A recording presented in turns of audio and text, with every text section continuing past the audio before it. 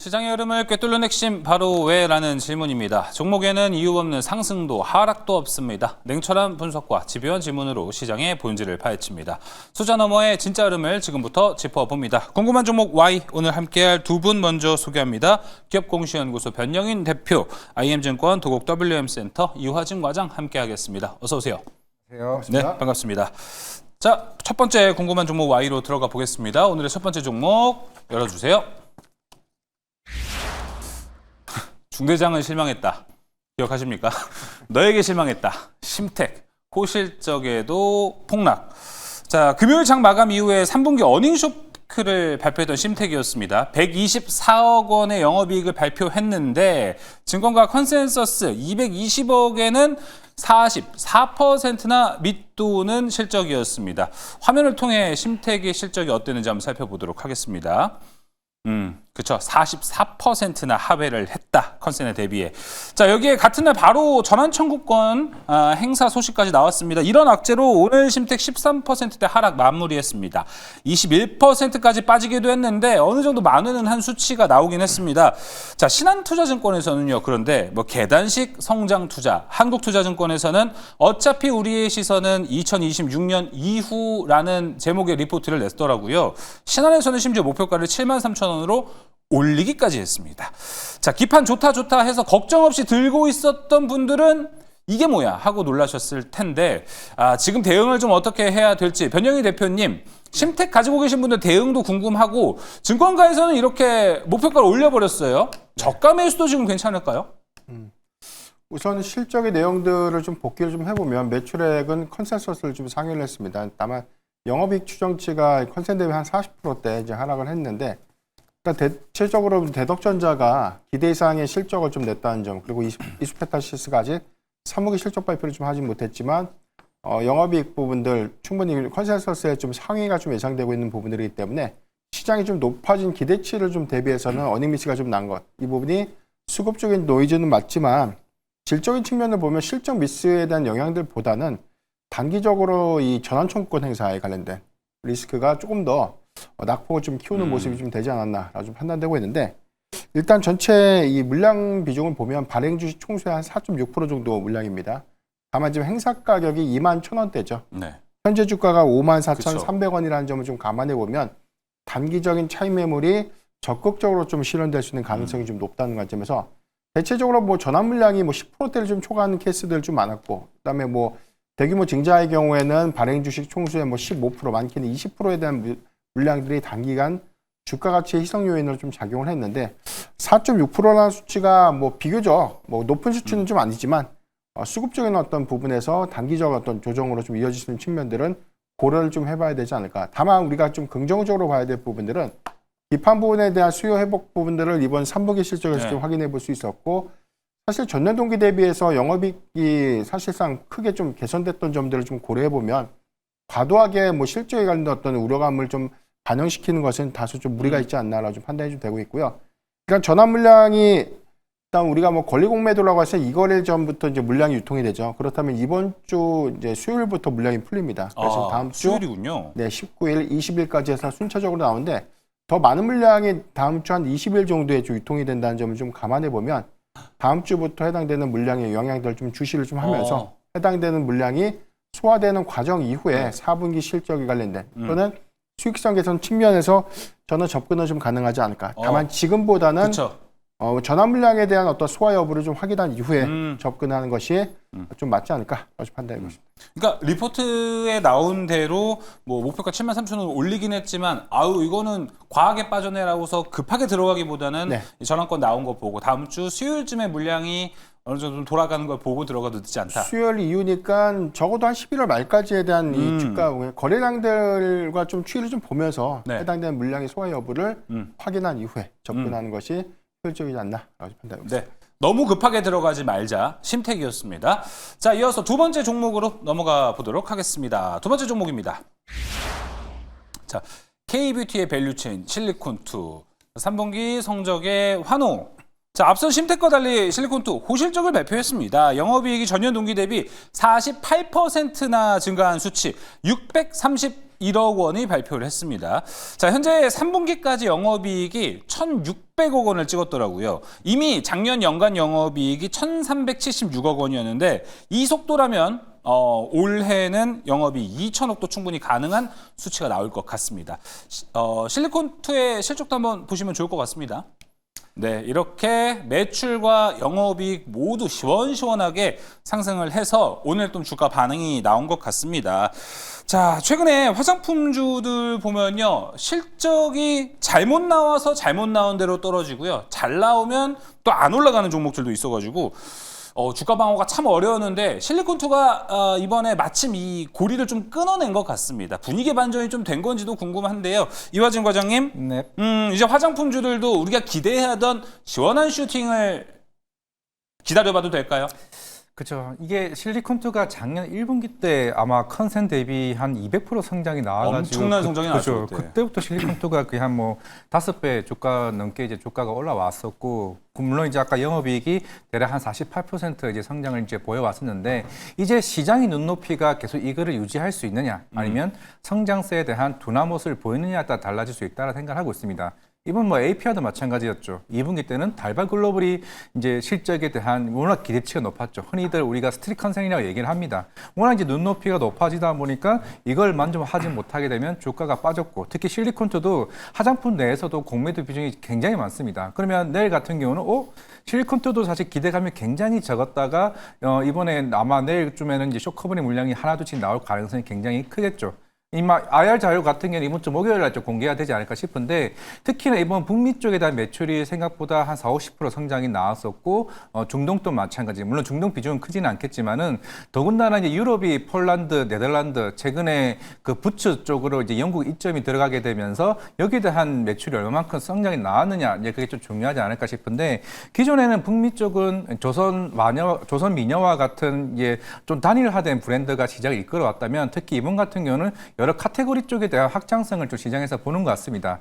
그러면 이제 실리콘투를 통해서 화장품이 본격적으로 성장이 나아질 거냐? 오늘 또 코스맥스가 또 이제 어닝 쇼크가 나왔죠. 제가 봤을 때는 4분기는 성수기인 건 맞겠지만은 과연 시장에서 보는 눈높이, APR이 4분기에 대한 기대감도 더 높였습니다. 목표가도 굉장히 높았죠. 근데 오늘 주가가 빠졌다는 거죠. 그러니까 아직까지는 화장품은 시장의 눈높이가 너무 높았던 만큼 조금은 이제 우리가 성장과 관련 48%죠. 아까 48% 이상이 계속 유지될 수 있느냐가 제가 볼 때는 그 투자자들에 대한 눈높이가 너무 높아져 있는 게, 결국에는 사실 화장품 자체가 진입장벽이 낮습니다. 낮다 보니까 경쟁력이 좀 심화되어 가는 그 과정이 과연 이 고비를 넘기느냐가 좀 중요하지 않나 생각을 하고 있습니다. 자, 그럼 지금 48%의 이제 저게 전년 동기 YOY잖아요. 그러니까 그 정도 나와야 앞으로는 주가는 좀 튄다. 예, 그렇게라고 생각하고 있고, 파마 리서치도 마찬가지고 대다수의 지금 브랜드들이 파마가 내일이죠. 그렇죠, 내일이죠. 얼타뷰티나 코스트와 같은 이런 경쟁사들에 대한 대형 리테일러 쪽으로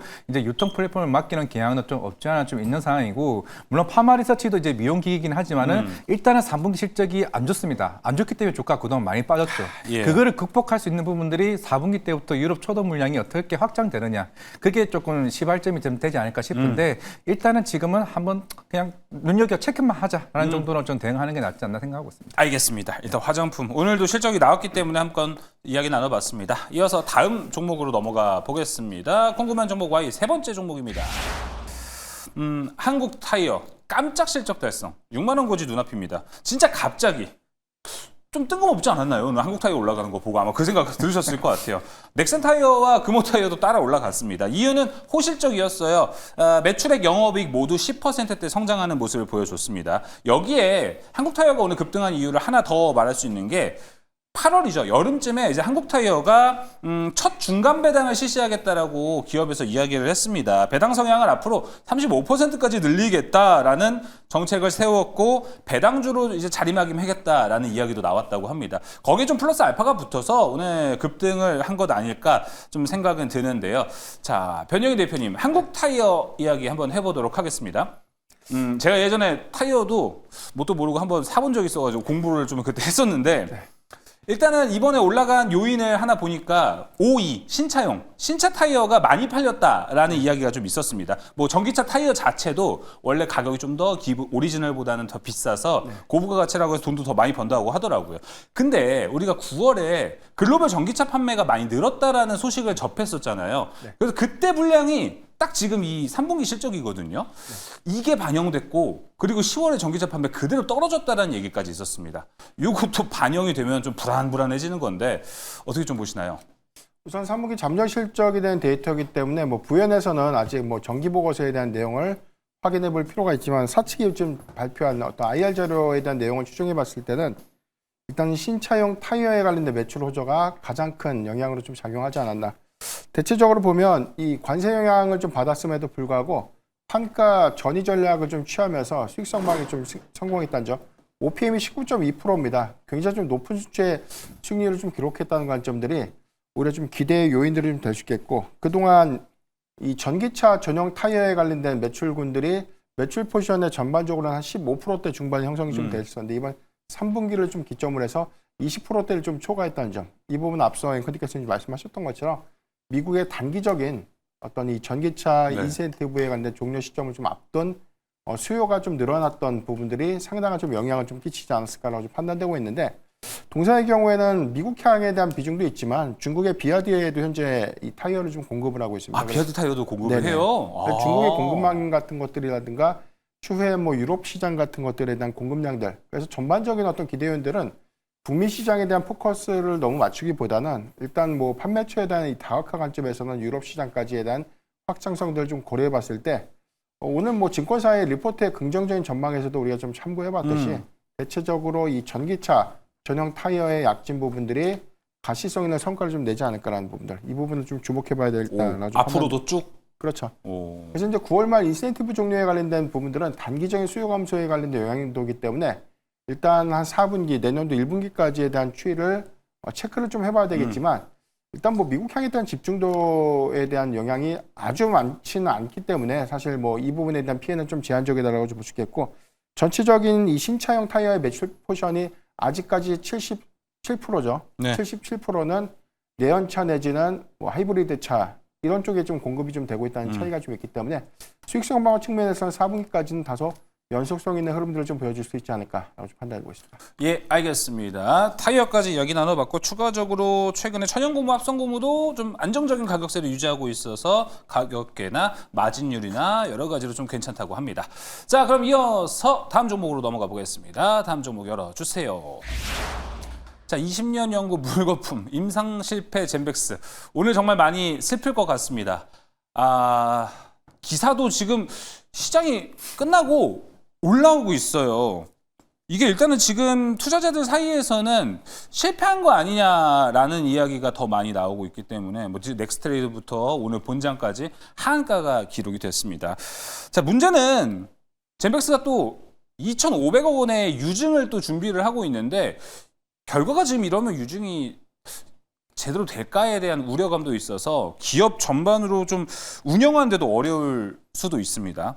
자, 그럼 이제 일단 오늘 시장이 마감하고 젠백스 쪽에서 보도자료를 좀 뿌린 것 같아요. 2주 내에 전체 임상 결과를 발표하겠다. 뭐 이런 이야기도 있어가지고 조금의 이 기대감의 불씨를 좀 살릴 수 있을지도 궁금합니다. 자, 이화준 과장님 일단 젠백스 이야기를 한번 해보도록 하겠습니다. 젠백스는 일단 너무나도 지금 좀 힘든 길을 걸을 것 같은데 어떤 좀 전략이 필요할 것 같고 추가적으로 제약바이오도 뭐 젠백스 나무는 아니에요. 네. 오늘 좀 부진한 주가 흐름 보여줬는데 좋다 하는데 타이밍 참 잡기 어렵네요.